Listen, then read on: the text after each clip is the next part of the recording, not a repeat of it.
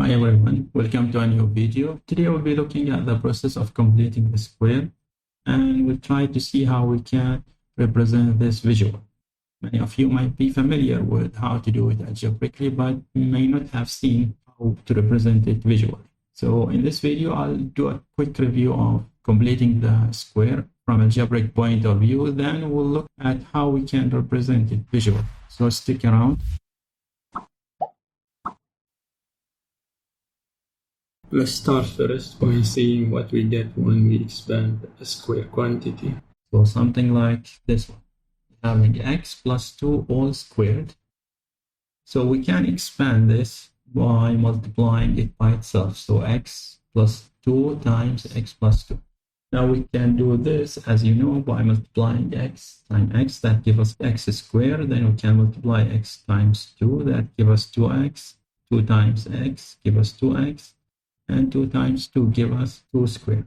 Or in other words, we can write it in the following form. So whenever we are squaring the sum of two things, what we should expect to see is the following. The square of the first term, so we have x, so we should see the square of it. And also we should see the square of the second term. In this case, it's 2. So we are seeing also the square of 2. And then there is a third term, which is twice the product of the two. So here we have x and 2, you multiply them, you get 2x, but we need double that, so that why we're having this one, 2 times 2x or 4x in other words. Okay, so we have seen that these terms are coming from the multiplication process. When we multiply the first term times the second, and again when we're multiplying the second times the first, but we know 2 times x or x times 2 are the same, that give us twice the product. Now, if we have something like this, then it will be easy to write it in a square form. What you will do is to look at the square quantity, the first square quantity, take the square root. So here x squared, you take its square root, you will get x. The other square quantity is 2. So you take its square root, you will get 2. And the whole thing is squared. The problem happens if something missing. So if we have something like this, x squared plus 4x. Now, this is not a square. We can see it's almost similar to this one. However, there's something missing here. We don't have the 4 or the 2 square.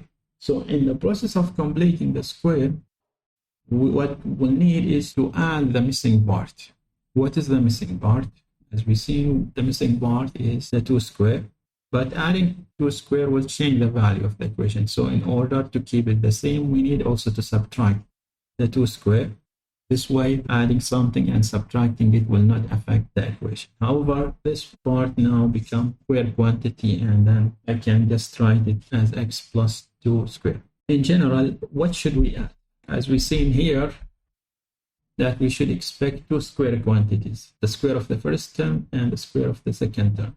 So here, if we're looking at this side only, we can see there's x squared, but we don't have a square of a second quantity. So we need to find what is that. So this term, this is the third term, and we know the third term is twice the product of the two. So if you divide this by 2, you will get 2x, and then the two terms that are multiplied are x and 2.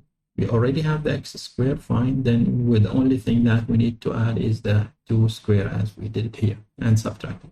So this is from algebraic point of view. Maybe most of you are familiar with this. So now let's look at how we can visually represent this process.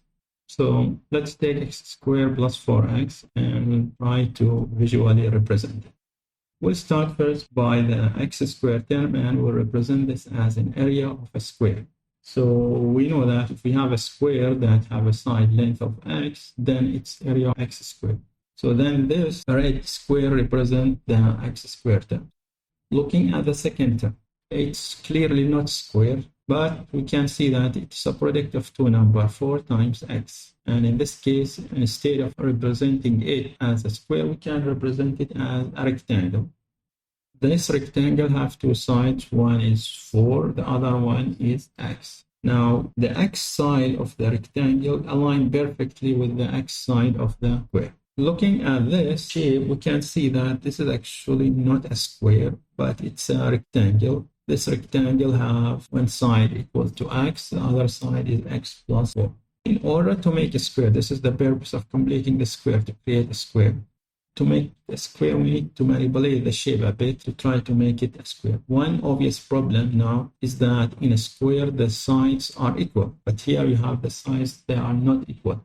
So we have x plus 4 and here x. Looking at this 4, if I can take half of it and add it with the x, then I will have one side x plus 2 and the other one will be x plus 2. So that gives me equal sides, which is something that we need if we want to create a square. What does that mean? It means we'll need to split the rectangle.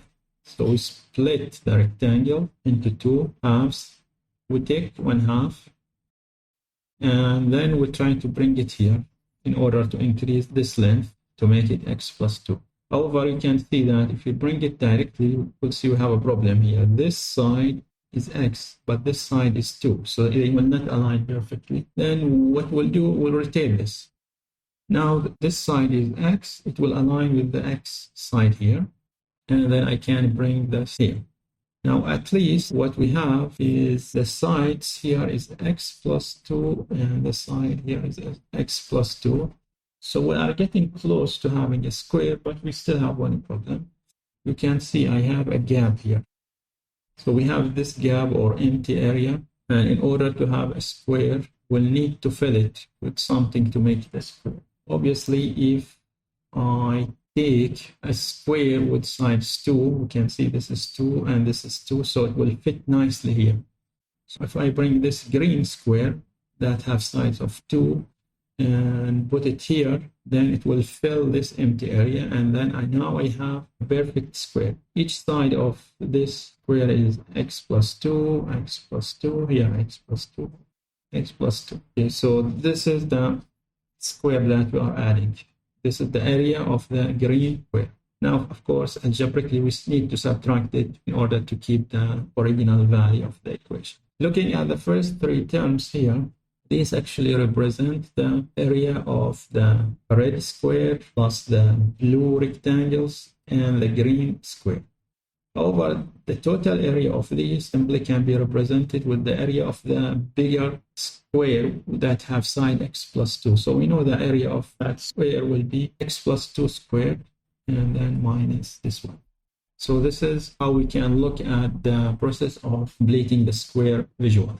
Finally, if you find this video useful, please give it a like and don't forget to subscribe to the channel and turn the notification on so that you get notified about new content. Thank you for watching.